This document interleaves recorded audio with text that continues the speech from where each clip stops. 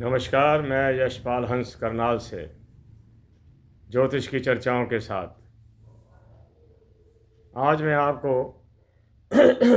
उस विषय पर बात करूंगा कि कौन सा ग्रह कुंडली में खराब हो और उसके लक्षण क्या आते हैं। ये बहुत एक समझने वाली बात है। कौन सा ग्रह कुंडली में खराब है और उसके लक्षण क्या हैं।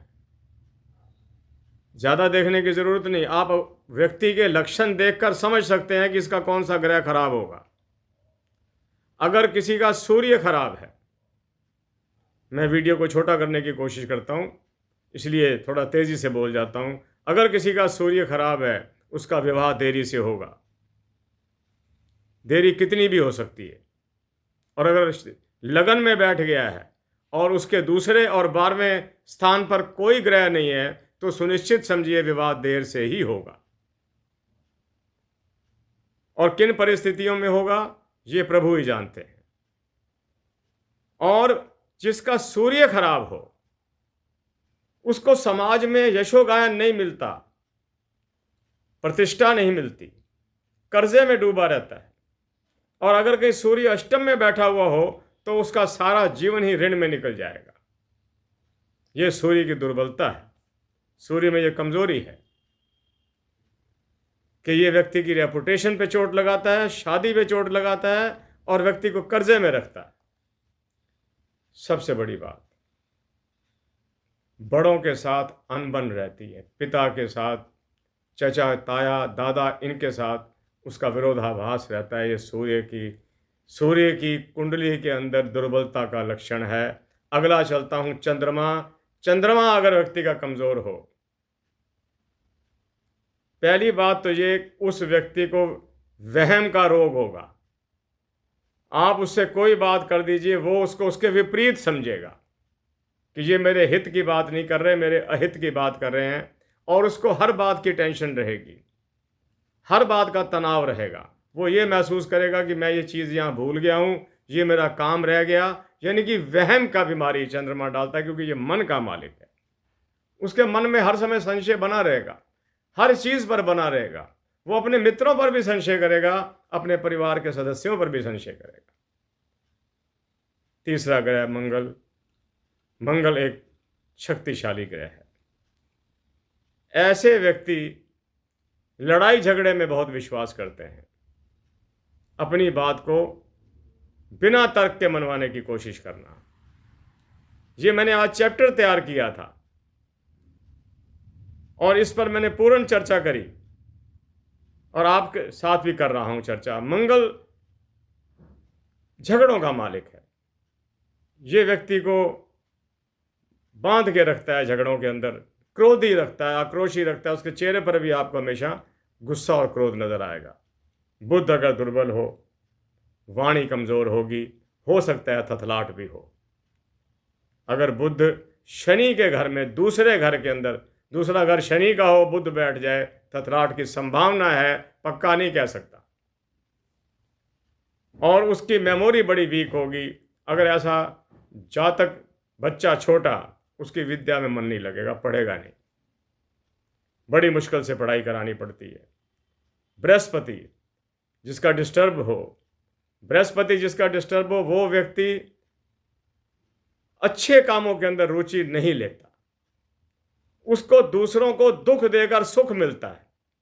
ये महाराज पराशर के वाक्य हैं कि वो दूसरों को आनंदित करके खुश नहीं होता, वो दूसरों को क्लेशित करके खुश होता है। अगला शुक्र चलता हूं। शुक्र हमारे को अगर ठीक ना हो, चारित्रिक दृष्टि से गिरा देगा। चारित्रिक दृष्टि, आप मेरी सारी बात समझ गए होंगे, हमारे को चारित्रिक दृष्टि से गिरा देगा और हमारे पास जो जमा पूंजी होगी उसको भी नष्ट करवा देगा।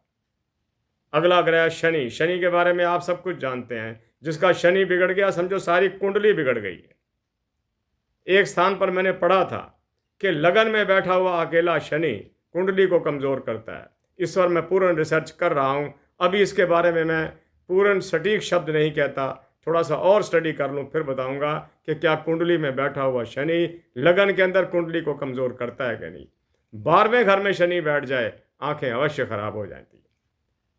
उसको सूखापन रहता है, आँखों के अंदर ड्राइनेस रहती है, और पानी बार बार डालना पड़ेगा या कोई ऐसी दवाई डालनी पड़ेगी जिसके कारण आँखों की ग्रीस बनी रहे। 12वें घर का शनि बहुत अच्छे परिणाम नहीं देता, क्योंकि उसकी सीधी दृष्टि जो है वो चली जाती है वाणी स्थान पर। आदमी गंदा बोलना शुरू कर देता है। कई बार ऐसे लोगों से लड़ पड़ेगा जो पूजनीय होते हैं, जो पूजनीय लोग होते हैं उनसे लड़ पड़ेगा, और इस तरह करते करते वो समाज में अपना रुतबा बहुत ज़्यादा गिरा लेता है। अगला ग्रह राहु। राहु व्यक्ति को ये सिखाता है कि तू अनैतिक तरीके से धन कैसे कमा। जो लोग अनैतिक तरीके से धन कमाते हैं, आपको उनका राहु भी कहीं ना कहीं खराब मिलेगा। केतु कभी कमा कर खाने की आदत नहीं देता, वो कोई ना कोई ऐसा तरीका अपनाता रहेगा जो मर्यादा की सीमाओं से परे होगा। ये थे आज के 9 ग्रहों के अशुभता के।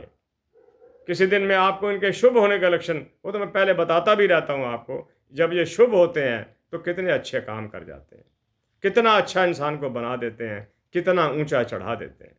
जितने भी योग बने हैं वो अच्छे ग्रहों के कारण बने, जितने भी दुर्योग बने हैं वो ग्रहों की बुराई के कारण बने।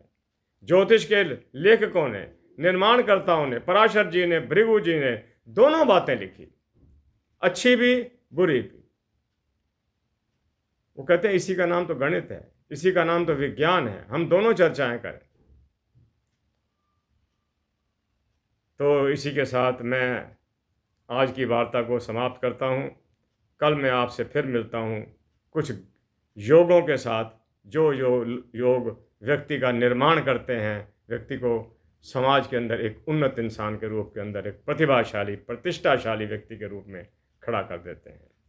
आप सुखी रहो, आपका परिवार आपकी आज्ञा में खुश रहे, धन की कमी ना हो, हर चीज़ का आपके पास बहुतायत हो, आप खुश रहो, संतानें आज्ञा में रहें। माता सरस्वती मेरी इष्ट देवी आप पर कृपा करती रहे, आपको मेधा और प्रज्ञा बुद्धि दे। जिसके पास बुद्धि है उसके पास सब कुछ है, जिसके पास संकट के मार्ग निकल जाने की ताकत है वो बहुत ही भाग्यशाली है। इसी के साथ मैं यशपाल हंस आपसे आज्ञा लेता हूँ। जय जगत, जय भारत, नमस्कार।